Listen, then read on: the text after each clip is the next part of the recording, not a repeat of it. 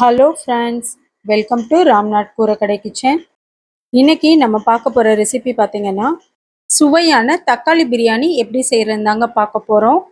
ஸ்கூலுக்கு லஞ்ச் பாக்ஸ்க்கும் நம்ம பேக் பண்ணி கொடுக்கலாங்க. லஞ்சுக்கு நம்ம 1 பாட் ரைஸாகவும் வச்சு சாப்பிட்லாம். ரொம்ப சூப்பராக இருக்குங்க. தக்காளி பிரியாணிக்கு சைடிஷ்ஷாக தயிர் வெங்காயம் வச்சு சாப்பிட்டாலே டேஸ்ட்டு சூப்பராக இருக்குங்க. வாங்க இப்போ தக்காளி பிரியாணி எப்படி செய்கிறதுன்னு நம்ம வீடியோக்குள்ளே போய் பார்க்கலாம். தக்காளி பிரியாணி செய்கிறதுக்கு 5 மீடியம் சைஸ் தக்காளியை அரைச்சி எடுத்து வச்சுருக்கேங்க. தக்காளி பிரியாணிக்கு தக்காளியை அரைச்சி சேர்க்கும் போது டேஸ்ட் ரொம்பவே நல்லா இருக்குங்க. குக்கரில் 3 டேபிள் ஸ்பூன் அளவுக்கு எண்ணெய் சேர்த்துக்கலாங்க. 2 டேபிள் ஸ்பூன் அளவுக்கு நெய் சேர்த்துக்கலாங்க. நெய்யும் நல்லா சூடானதுக்கப்புறம் 1/4 டீஸ்பூன் அளவுக்கு சோம்பு சேர்த்துக்கலாங்க. சோம்பு நல்லா பொரிஞ்சதும் பட்டை ஒரு 2 அளவுக்கு சேர்த்துருக்கேங்க. பிரியாணி இலை 2 சேர்த்துக்கலாங்க. கொஞ்சமாக கல்பாசி சேர்த்துக்கலாம். 2 கிராம்பு சேர்த்துக்கிறேங்க. இப்போ சேர்த்துருக்க ஸ்பைசஸ் எல்லாத்தையுமே எண்ணெயில் நல்லா பொரிஞ்சதுக்கப்புறம் மீடியம் சைஸில் 2 பெரிய வெங்காயம் நீல வாக்கில் கட் பண்ணி வச்சுருக்கேங்க. இப்போ வெங்காயத்தையும் சேர்த்துக்கலாம். உங்ககிட்ட பெரிய வெங்காயமாக இருக்குதுன்னா நீங்கள் 1 சேர்த்திங்கன்னா போதும். வெங்காயம் நல்லா வதங்கிடணுங்க. பாருங்கள், இந்த அளவுக்கு வெங்காயம் நல்லா வதங்கிடணும். இப்போ நம்ம இதில் இஞ்சி பூண்டு பேஸ்ட்டு சேர்த்துக்கலாங்க. 1.5 டேபிள் ஸ்பூன் அளவுக்கு இஞ்சி பூண்டு பேஸ்ட்டு சேர்த்துக்கிட்டேங்க. இப்போ இஞ்சி பூண்டு பேஸ்ட்டோட பச்சை வாசனை போயிடணுங்க. ஒரு 2-3 நிமிஷம் மட்டும் நல்லா வதக்கி விட்டுக்கலாம். இப்போ ஒரு 3 நிமிஷம் கிட்ட நல்லா வதக்கி விட்டாச்சுங்க. இப்போ நம்ம 2 கைப்பிடி அளவுக்கு புதினா, 2 கைப்பிடி அளவுக்கு கொத்தமல்லி சேர்த்துக்கலாங்க. கொத்தமல்லியும் புதினாவும் கொஞ்சம் அதிகமாக சேர்க்கும் போது இந்த தக்காளி பிரியாணிக்கு சுவை ரொம்ப நல்லா இருக்குங்க. 1 நிமிஷம் போல் நல்லா வதக்கி விட்டாச்சுங்க. இப்போ நம்ம அரைச்சி வச்சுருக்க தக்காளி பேஸ்ட்டையும் சேர்த்துட்டு நல்லா கலந்து கொடுத்துக்கலாங்க. தக்காளியில் இருக்க தண்ணி நல்லா வத்திரணுங்க. ஒரு 4-5 நிமிஷம் கிட்ட நல்லா வதக்கி விட்டுறலாம். பாருங்க, இந்த அளவுக்கு தக்காளியில் இருக்க தண்ணியெல்லாம் நல்லா வத்தி கொஞ்சம் திக்காய் வந்ததுக்கப்புறம் இதில் நம்ம மசாலாத்தூள் ஒவ்வொன்றா சேர்த்துக்கலாங்க. மிளகாத்தூள் 1/2 டேபிள் ஸ்பூன் அளவுக்கு சேர்த்துருக்கேங்க.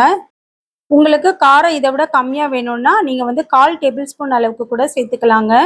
கரம் மசாலா 3/4 டேபிள் ஸ்பூன் அளவுக்கு சேர்த்துருக்கேங்க. கறி மசாலா தூள் 3/4 டேபிள் ஸ்பூன் அளவுக்கு சேர்த்துக்கலாங்க. மல்லித்தூள் 1 டேபிள் ஸ்பூன் அளவுக்கு சேர்த்துக்கலாங்க. கறி மசாலா தூள் சேர்த்து செய்யும்போது தக்காளி பிரியாணி நல்லா ருசியாக இருக்குங்க. இப்போ நம்ம சேர்த்துருக்க மசாலா எல்லாத்தையுமே நல்லா கலந்து கொடுத்துக்கலாங்க. மசாலாவோட பச்சை வாசனையெல்லாம் போயிட்டு கொஞ்சம் எண்ணெய் பிரிஞ்சு வரணுங்க. இப்போ ஒரு 3-4 நிமிஷம் கிட்ட ஆயிடுச்சுங்க. பாருங்கள், இந்த அளவுக்கு நல்லா கிரேவி பதத்துக்கு இருக்குது. நல்லா எண்ணெய் பிரிஞ்சும் வந்துருச்சு. இந்த ஸ்டேஜில் நம்ம தண்ணி சேர்த்துக்கலாங்க. நான் 1 டம்ளர் அரிசி எடுத்திருந்தேங்க. சாப்பாட்டு அரிசி தான். அதுக்கு 2 டம்ளர் அளவுக்கு தண்ணி சேர்க்குறேங்க. இதே நீங்கள் பாஸ்மதி அரிசியில் செய்கிறீங்க அப்படின்னா ஒரு 20 நிமிஷம் மட்டும் ஊற வச்சுட்டு 1 டம்ளர் அரிசிக்கு 1.5 டம்ளர் அளவுக்கு தண்ணி சேர்த்துக்கோங்க. இப்போ தேவையான அளவு உப்பு சேர்த்துக்கலாங்க. நான் சாப்பாட்டு அரிசியில் செஞ்சாலுமே ஒரு 5 நிமிஷம் அரிசியை ஊற வச்சுட்டு தாங்க சேர்த்துருக்கேன். இப்போ உப்பு சேர்த்துட்டு நல்லா கலந்து கொடுத்துக்கலாங்க. தண்ணி நல்லா கொதிச்சதுக்கப்புறம் நம்ம அரிசி சேர்த்துக்கலாங்க. பாருங்கள், நல்லா இந்த அளவுக்கு தண்ணி தளன்னு கொதிக்கணுங்க. அதுக்கப்புறம் நம்ம ஊற வச்சு வடித்து வச்சுருக்க அரிசியை சேர்த்துக்கலாங்க. சேர்த்துட்டு ஒரு தடவை நல்லா கலந்து கொடுத்துக்கலாங்க. இந்த ஸ்டேஜில் உப்பு செக் பண்ணிக்கோங்க. எனக்கு உப்பு காரம் எல்லாமே கரெக்டாக இருக்குங்க. மிதமான தீயில் 3 விசில் மட்டும் வச்சு எடுக்கிறேங்க. இப்போ நல்லா 3 விசில் வந்துருச்சுங்க. ப்ரெஷர் எல்லாமே நல்லா ரிலீஸ் ஆயிடுச்சு. நான் ஓப்பன் பண்ணி பார்க்குறேன். பாருங்கள், நல்லா கம்மன்னு தக்காளி பிரியாணி சூப்பராக ரெடி ஆயிடுச்சுங்க. வாசனையே ரொம்ப சூப்பராக இருக்குங்க. கொஞ்சம் கூட அடி பிடிக்காமல் நல்லா உதிரியாக சூப்பராக வந்திருக்கு. ஸ்கூல், ஆஃபீஸ் போகிறவங்களுக்கு லஞ்ச் பாக்ஸ்க்கு இதை பேக் பண்ணி கொடுத்தா ரொம்ப விரும்பி சாப்பிடுவாங்கங்க. தொட்டுக்கிறதுக்கு தயிர் வெங்காயம் இல்லைன்னா ஆம்லேட், வடகம் அந்த மாதிரி வச்சு கொடுத்தாலும் ரொம்ப நல்லா இருக்குங்க.